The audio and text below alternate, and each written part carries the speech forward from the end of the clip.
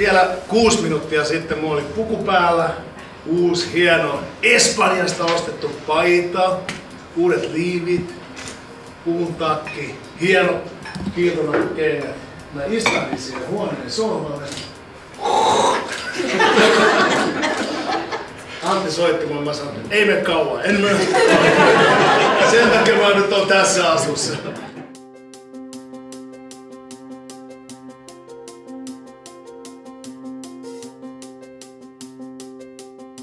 Voittaminenhan on sitä, että no esimerkiksi se on sitä, että housu ratkee just 5 minuuttia ennen kuin pitää tulla lavalle, niin ei anna se vaikuttaa siihen, kääntää sen hyödykseen, mitä tapahtuu.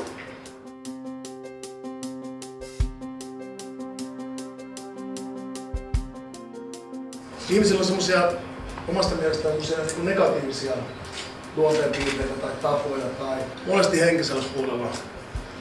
Toi ei ole hyvä juttu, että siitä pitää päästä eroon. Se on paska puhetta. Ei niistä pidä päästä eroon, ne pitää hyödyntää.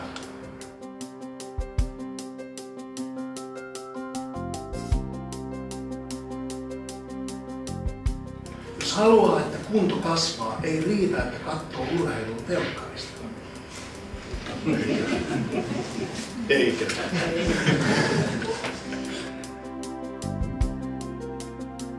Sosiaalinen media on tullut jäädäkseen. Sanotaan, että vielä 2-3 vuotta sitten puhuttiin, että Facebook menee ohi.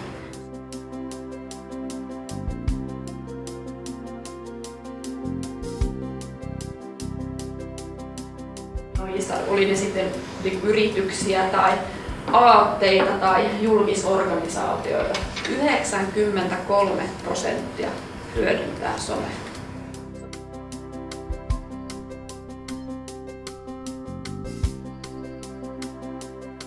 Suomeen syntyy joka vuosi noin 60 000 lasta. Niin kuin mun tulkinta oli se, että suurin piirtein 60 000 ihmistä joka vuosi diginatiivia ostopäättäjää tulee siihen ikään, että he on sitä palvelua vailla, he on niitä tuotteita vailla, he tarvitsee apua ja tukea.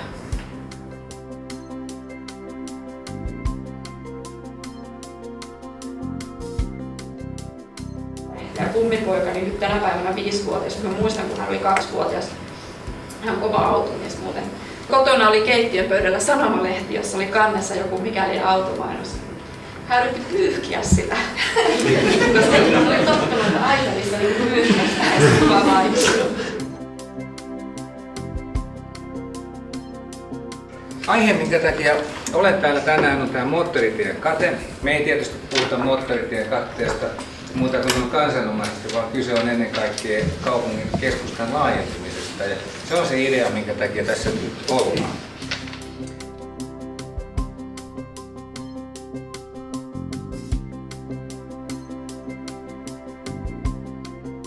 Näissä arkkitehtikilpailuissa on aina se kiva puoli, että silloin ei tarvitse ajatella kustannuksia. Arkkitehti voi suunnitella mitä vaan.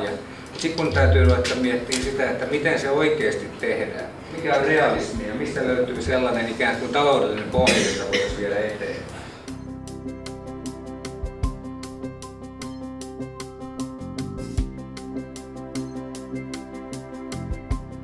Se kauppakeskusmaailma muuttui toisenlaiseksi. Se tulee varmasti muuten muuttumaan jälleen kerran. Että ollaan luettu sitä, että erilaisia tavarataloja ja kauppakeskuksia varmaan tulee tyhjäksi. Sitten saadaan sisäpelikenttiä ja vaikka jalkapallolle tai jonnekin muualle ympäri Suomea tässä vielä. Mutta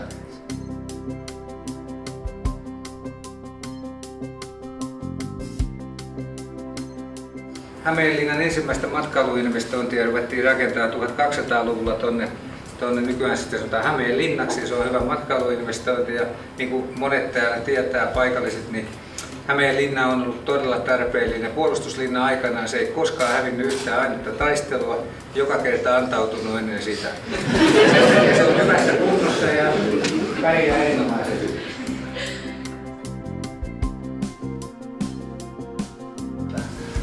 Voi sanoa, että ei ole aina ollut ihan ruusulla tanssimista, että aika pienestä ollaan ponnistettu isoihin saleihin ja välillä näytti vähän tukaltakin toi touhu, mutta itse jakso uskoa, niin ja taustaporukka jakso uskoa, niin päästiin sitten aika pitkälle kumminkin.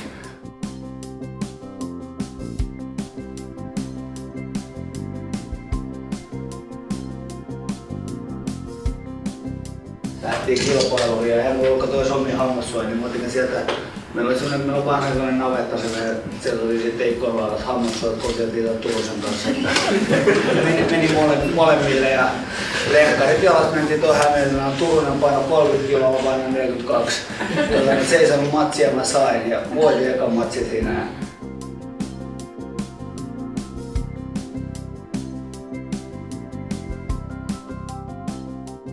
No siellä oli lentokentällä oli ARD vastassa ja ne sanoi, että luulet, että sulla on jotain mahdollisuuksia tuosta matsissa. Sitten niin Pekka sanoi, että tuli sieltä taustaa, että sanoi, että me tyrmätään sylle, että me otetaan vyöhimoa. Ja mä sitten mulla oli semmoinen usko. Tuli itsekin vaan semmoinen fiilis, että Pekka, että ei valmentaja olisi laittanut ikinä suden suuhun. Että se uskoi muuhun itsekin.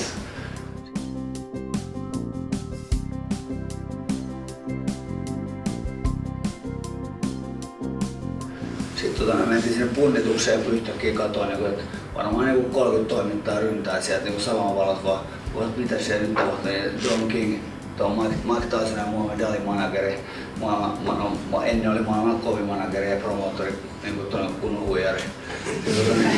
Tuli sinne saliin ja mun katsottiin Hemmin, mä olin pari vuotta sitten mä olin väestösuojassa, missä oli 100 ihmistä, nyt mä oon täällä punnituksessa enemmän jengiä.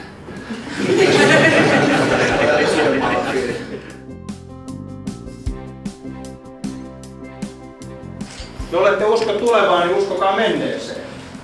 Katsokaa viimeiset 100 vuotta taaksepäin, esimerkiksi 20 vuoden jaksoissa.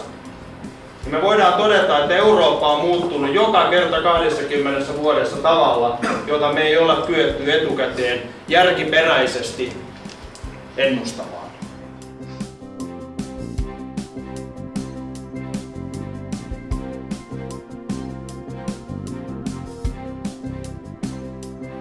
Ja mitä enemmän mietitte myöskin omaa elämää, niin te huomaatte sen, että se megatrendi, mikä maailmassa tällä hetkellä tapahtuu, on se, että tämä fyysinen atomien maailma ja digitaalinen bittien maailma ei ole mitään erillisiä maailmoja, vaan menee yhä tiiviimmin yhteen yhdeksi maailmaksi.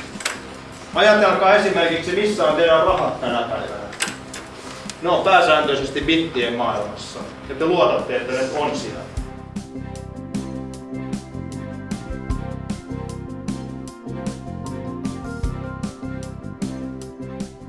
Ja siellä me mietittiin suomalaisen yhteiskunnan näkökulmasta kybermaailman tarjoamia mahdollisuuksia. Ennen kaikkea tutkimukselle ja koulutukselle, toiseksi niin suomalaiselle liiketoiminnalle, koska kyllä täällä on merkittävästi kasvava bisnes, kyllä sekin pitää sanoa ääneen. Ja kolmanneksi, että millä tavalla profiloituminen täällä kybermaailmassa voi parantaa Suomen kansainvälistä asemaa.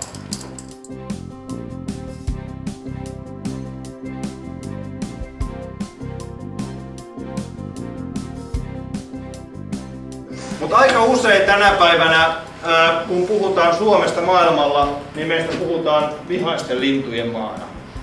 Eli Angry Birds, tietyllä tavalla brändi on lähtenyt vähän niin kuin Suomi-brändiksi.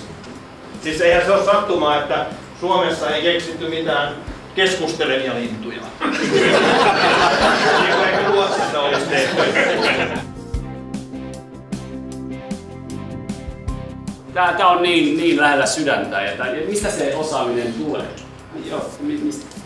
Halusta. Ratkaisu. Joo.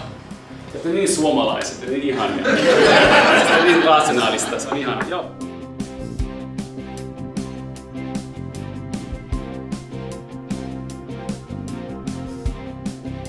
Onko sulla muita? Niin, että tää on riittävän suuri syy.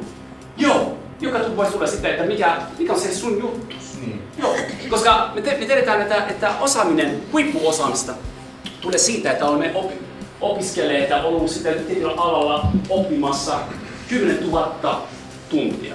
Paljonko sitten aikaa sitten tehdä asioita, sitten tulee osaamista väkisinkin. Okay. Mutta kuka jaksaa 10 000 tuntia tehdä asioita ilman se halu, se intohimo?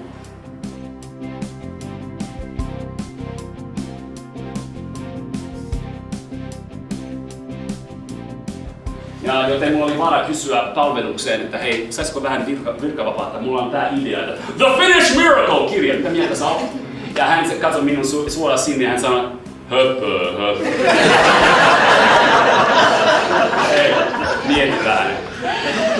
Nokialle käy huonosti. Suljetaan tehtaita ympäri maata, nuoriso syrjääntyy, väestöstä on jatkuvasti kännissä. Tee jotain järkevää sun vapaalla ajassa. Mutta en antanut periksi, kun on intohimo, haluan oppia, vaikka ei maksettaisi sitä mitään. On intohimo. Mä olin vakuuttunut, että sellaista kirjallisuutta, joka mä halusin tuota, ei ollut olemassa, tai jos sellaista, joka oli olemassa, ei ollut hyvää minusta. Joten mä halusin oikeasti intohimo tähän.